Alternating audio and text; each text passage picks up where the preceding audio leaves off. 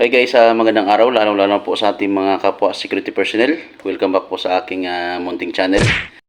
So, sa video ito mga 59, ang pag-uusapan po natin is regarding po sa comment ng isa nating subscriber, no? So, gusto ko lang din linawin mga 59 at para kahit paano ay may discuss na rin natin sa mga kasama natin ng mga 59 yung kanyang komento, kung ano ba talaga ang tama o ano ba talaga ang dapat dito, no?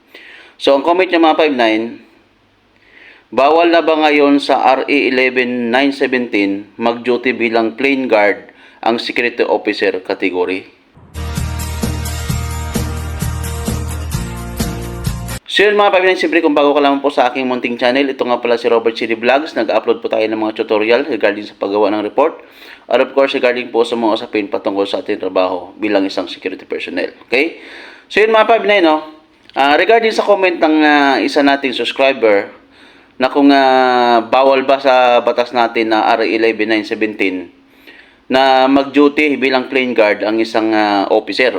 So, ayon po sa ating batas na Republic Act 11917 ay wala pong nakasaad doon na pinagbabawal po na mag-duty ang isang officer or officer license holder na mag-duty ng as a plain guard, no? So, wala pong naka-indicate o wala pong nakalagay doon na bawal po siya.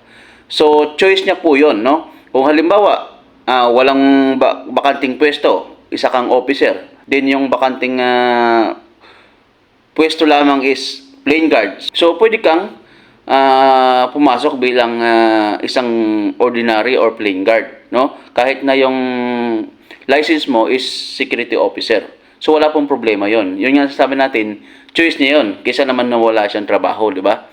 So, ibig sabihin mga 59, kaya meron tayong tinatawag na freedom of choice, di ba? So, siyempre, nasa sayo yun.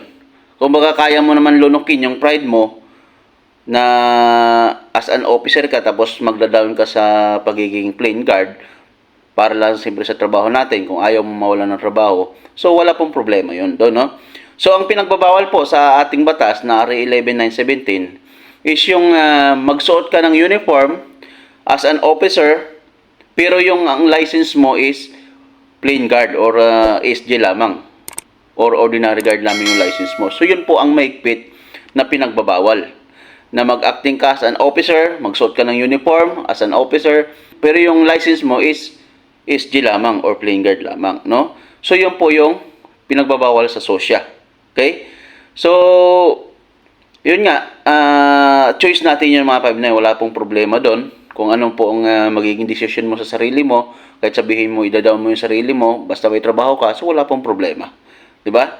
So, freedom of choice ang tawag po doon mga 59. So, lilinawin natin mga 59 para po sa mga hindi pa nakakaalam, kasi meron kasing mga posting or mga area na pinoporsige nila. So, meron kasing, yun nga, may mga detachment na kahit na ayaw mo na maging officer, pinipilit ka, no? Kahit na gusto mo maging plain guard, no? Kasi yun nga, mga 59, hindi basta-basta ang responsibilidad ng isang officer.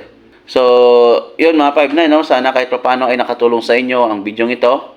At sana ay na-explain ko rin po sa inyo at sana po ay may natutunan, lalong-lalo na po yung mga 59 natin na nagtatanong. So, yun, sana po ay na-explain ko sa inyo or naipaliwanag ko sa inyo ng maayos. Okay? So, yun lamang mga 59. Maraming salamat po sa patuloy na suporta at panonood sa aking mga video. God bless us all.